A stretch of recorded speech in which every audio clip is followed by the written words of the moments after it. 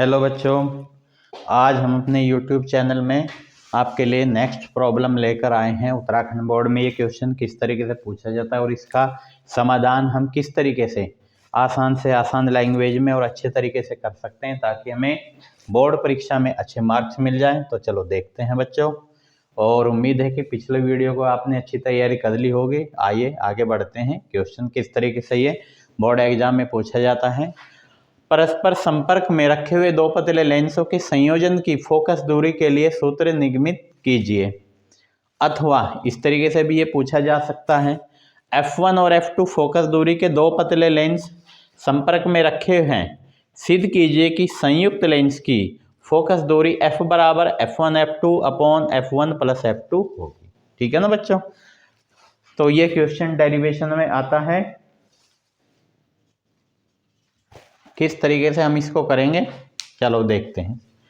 संपर्क में रखे हुए दो पतले लेंसों की संयुक्त फोकस दूरी, संपर्क में किस तरीके से रखे जाते हैं। दो लेंस देख लीजिए, चित्र के अनुसार एक दूसरे को सटा कर रखते हैं और बिंदु O पर एक बिंदु वस्तु रखी हुई है जिसकी इमेज पहले लेंस के द्वारा जब इसकी अनुपस्थिति होती है तो आई डैश पर बन जाती है। इसकी इमेज जो है, अवतल लेंस का काम होता है प्रकाश की किरणों को मुख्य अक्ष की तरफ झुका देना। ठीक है ना बच्चों। तो पहली वस्तु बिंदु वस्तु O है, तो इसकी जो वस्तु की दूरी है वो U है और जो प्रतिबिंब बना है वो V डैश दूरी पर बना है। और जो हमारा दूसरा लेंस है उसके लिए ये जो प्रथम लेंस के द्वारा आभासी प्रतिबिंब प्राप्त हुआ है हमको, ये दूसरे लेंस के लिए वस्तु का काम करेगा, आभासी वस्तु का काम करेगा। और उसको द्वारा, उसके अपवर्तन के द्वारा जो इसका इमेज बनती है, जो इसका प्रतिबिंब बनता है वो आई पर बनेगा, जिसकी दूरी जो है वो V तक है। ठीक है ना बच्चों। तो परस्पर संपर्क में रखने का मतलब है दो पतले लेंस, हमारे दो उत्तल लेंस आपस में संपर्क में रखे हुए हैं। पहले लेंस की फोकस दूरी F1 है, दूसरे लेंस की फोकस दूरी F2 है। बिंदु वस्तु U दूरी पर रखी हुई है और पहले लेंस के द्वारा इसकी जो प्रतिबिंब है वो आई डैश पर बना है। ठीक है ना। और दूसरी वस्तु के लिए वो जो पहले लेंस के द्वारा प्रतिबिंब बना है वो आभासी वस्तु का काम करेगा और उसके लिए दूसरा जो इस लेंस के द्वारा L2 के द्वारा जो प्रतिबिंब बनेगा वो आई डैश पर बनेगा। तो उम्मीद है ये चित्र आपकी समझ में आ गया होगा। आइए आगे बढ़ते हैं, किस तरीके से हम इसका समाधान एग्जाम में कर सकते हैं देखते हैं। लेंस के अपवर्तन के सूत्र से हम जानते हैं कि 1/V माइनस 1/U बराबर 1/F होता है। ठीक है ना बच्चों। प्रथम लेंस L1 के लिए देखो, ये जो हमारा लेंस के अपवर्तन का सूत्र है इसमें हम क्या करते हैं, पहली स्थिति के लिए U के बराबर U रखेंगे और V के बराबर V डैश रखेंगे, क्योंकि पहले लेंस से जो प्रतिबिंब की दूरी है वो V डैश यानी I डैश पोजीशन पर बनी है, I डैश स्थिति पर बनी है। तो पतले लेंस, पहले लेंस के लिए हम बच्चों क्या करेंगे, U के स्थान पर U रखा जाएगा इस समीकरण में और V के स्थान पर ये जो V है प्रतिबिंब की दूरी है V डैश रखा जाएगा। ठीक है ना। और इसकी फोकस दूरी के लिए मान लीजिए इसकी फोकस दूरी F1 है, हमने शुरू में लिखा हुआ, तो F की जगह क्या रखेंगे F1। ठीक है ना। तो इससे, इस फार्मूले से ये समीकरण नंबर 2 हमें प्राप्त हो गई है पहले लेंस के द्वारा। अब दूसरे लेंस की बात करते हैं। दूसरे लेंस के लिए यहाँ पर आभासी वस्तु रखी हुई है, ये आभासी वस्तु का काम करेगा, जो आभासी प्रतिबिंब है ये दूसरे लेंस के लिए आभासी वस्तु का कार्य करेगा। तो इसकी दूरी जो है, वस्तु की दूरी यहाँ तक है, तो इसका मतलब क्या हुआ बच्चों, समीकरण 1 में हम U के स्थान पर V डैश लिखेंगे और जो इसका प्रतिबिंब बना है जैसा कि चित्र में आपको दिखाई दे रहा है, तो V की जगह V ही रखेंगे क्योंकि वो प्रतिबिंब V दूरी पर बना है। और इसकी फोकस दूरी F2 है, तो इसलिए यहाँ पर F के स्थान पर F2 रखेंगे। तो इस तरीके से हमें समीकरण नंबर 3 प्राप्त होगा, परिणाम 3 प्राप्त होगा। अब हमें ये दोनों लेंस के द्वारा दो परिणाम प्राप्त हो गए हैं, नंबर 2 में और नंबर 3 में। ठीक है ना। अब हम क्या करते हैं बच्चों, समीकरण 2 और समीकरण 3 को जोड़ देते हैं। कैसे जोड़ेंगे, LHS में LHS को जोड़ना है, फिर बराबर लगाते हैं, फिर RHS में RHS को जोड़ते हैं। आप जैसे देखो जोड़ेंगे तो ये LHS के दो पद लिखेंगे, ये रहे, फिर प्लस लगा, फिर R, इसकी LHS के दो पद लिखेंगे, फिर बराबर, फिर RHS में इसका RHS लिखेंगे 1/F1, फिर प्लस लगाएंगे, फिर 1/F2। अब हम इस परिणाम में देखते हैं कि 1/V डैश धनात्मक है, यहाँ ऋणात्मक है, तो ये कैंसिल आउट हो जाएंगे, ये एक दूसरे को निरस्त कर देंगे। तो यहाँ बचेगा 1/V minus 1/U, is equal to 1/f1 plus 1/f2। मान लीजिए संयुक्त लेंस की फोकस दूरी f है, हमें नहीं मालूम है, हमने इसको f से डिनोट कर दिया है, तब क्या होगा, लेंस के अपवर्तन के सूत्र से 1/v minus 1/u is equal to 1/f। हमारे सामने परिणाम 4 और परिणाम 5 है। हम देखते हैं कि बच्चों इसमें LHS बिल्कुल बराबर है, तो इसका मीनिंग क्या हुआ कि RHS भी बिल्कुल बराबर होगी। ठीक है ना, RHS भी बिल्कुल बराबर होगी।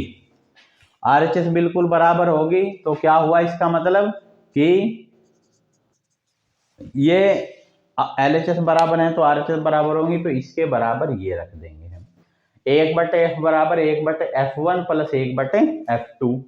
अब इसका इसके साथ एलसीएम ले लेते हैं, f1 प्लस f2 और अपॉन में लिखेंगे f1 f2। ठीक है ना। अब जरा वज्र गुणा कर देते हैं f की, तो इसके साथ गुणा हो जाएगी, बीच में बराबर लग जाएगा, और f1 f2 की एक में गुणा होकर f1 f2 ही आ जाएगा। और ये यहाँ बीच में कोई निशान नहीं है बच्चों, तो क्या है, गुणनफल है। तो जो गुणनफल में होती राशियां वो बराबर से दूसरी तरफ आने पर हर में चली जाती हैं। ठीक है, तो इस तरीके से हम संयुक्त लेंस की फोकस दूरी प्राप्त करते हैं जब दो लेंस, दो पतले लेंस यानी दो उत्तल लेंस एक दूसरे से कुछ संपर्क में रखे हुए हों, एक दूसरे से कुछ संपर्क में वो रखे हुए हों। ठीक है ना।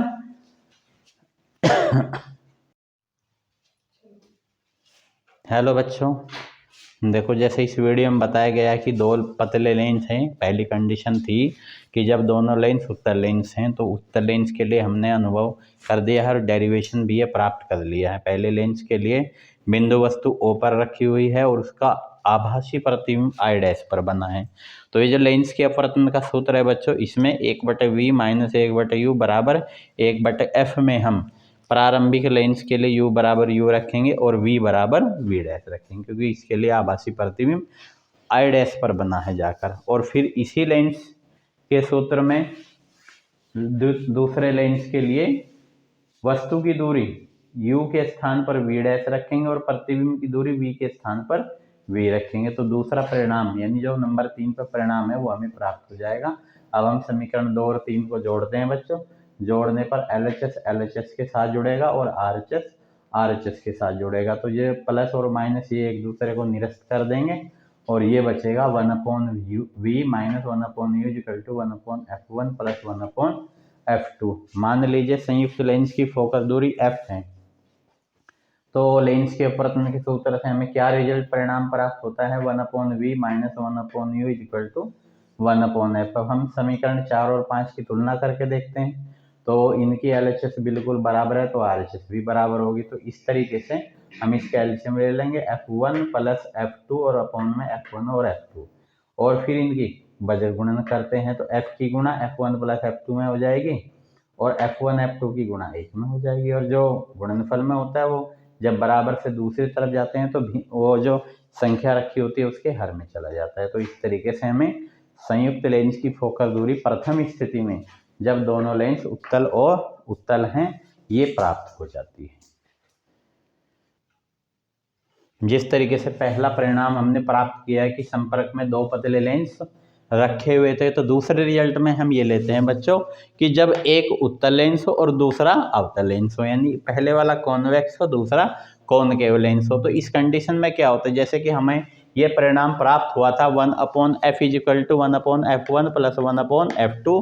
तो इस कंडीशन के लिए f की जगह f1 रखेंगे, f1 की जगह f1 रखेंगे और f2 की जगह ये जो f2 है इसकी जगह माइनस f2 रखेंगे। क्यों रखेंगे, क्योंकि उत्तल लेंस की फोकस दूरी धनात्मक होती है और अवतल लेंस की फोकस दूरी ऋणात्मक होती है। तो जब यहाँ पर हम माइनस f2 रखते हैं तो गणित के नियम से प्लस माइनस दो चिन्ह एक साथ आ जाते हैं, तो यहाँ माइनस ही आता है, यानी प्लस वाली संख्या और माइनस वाली संख्या के आपस में गुणनफल करते हैं तो ऋणात्मक परिणाम प्राप्त होता है, इस वजह से यहाँ माइनस आ जाएगा। अब इनका एलसीएम लेते हैं बच्चों, f2 की 1 में गुणा करेंगे तो f2 ही आएगा, बीच में माइनस लगाएंगे, f1 की 1 में करेंगे तो f1 आएगा और अपॉन में f1 f2 यानी दोनों भिन्नों का जो गुणनफल है वो प्राप्त होगा। अब हम क्या करते हैं, इनका क्रॉस मल्टीप्लिकेशन, इसको सोल्व करते हैं। एफ की F1 F2 माइनस F1 में गुणा होकर ये परिणाम प्राप्त होगा, और F1 F2 की जब एक में करते हैं तो F1 F2 ही परिणाम प्राप्त होता है, क्योंकि किसी भी संख्या की अगर हम एक के साथ गुणनफल करते हैं तो वही प्राप्त होता है। जैसे 5 की एक में करेंगे बच्चों तो 5 ही आ जाएगा, F1 F2 की एक में करेंगे तो F1 F2 ही आ जाएगा। तो इस कंडीशन में हमें F का जो मान प्राप्त होगा वो F2 माइनस F1 प्राप्त होगा। इसके कुछ अलग से परिणाम प्राप्त हुए हैं जो इस प्रकार से हैं। यदि F1 का मान F2 से अधिक हो, अर्थात पहले लेंस की फोकस दूरी दूसरे लेंस की फोकस दूरी से अधिक हो, तो हमको F ऋणात्मक प्राप्त होता है। तो इस स्थिति में उस लेंस को कौन सा लेंस कहा जाएगा, यानी संयुक्त लेंस को क्या कहेंगे, अवतल लेंस, यानी अवतल लेंस की तरह वो काम करेगा। और दूसरी कंडीशन, यदि F1 का मान F2 से अधिक हो तो F धनात्मक प्राप्त होता है। तो इस कंडीशन में जो हमारा कंबाइंड लेंस होता है वो उत्तल लेंस की तरह काम करता है, यानी जो हमारा संयुक्त लेंस है, जो दोनों से जुड़ा हुआ लेंस है, वो उत्तल लेंस की तरह काम करता है। और अगर ये दोनों बराबर हो जाएं तो F का मान इन्फिनिट हो जाता है, यानी अनंत हो जाता है। तो इस स्थिति में जो संयुक्त लेंस है वो समतल प्लेट की ओर की तरह काम करेगा। तो उम्मीद है बच्चों आज की वीडियो आपको पसंद आई होगी, और हमने इसके एक एक पॉइंट आपको समझा दिए, जो इसके अलग से एडिशनल परिणाम प्राप्त हुए हैं वो भी इस वीडियो में समझा दिए गए हैं, जो आपके बहुविकल्पीय प्रश्नों को सोल्व करने में आपकी हेल्प करेंगे। और इसी शुभ संदेश के साथ आपको शुभ रात्रि। Thank you.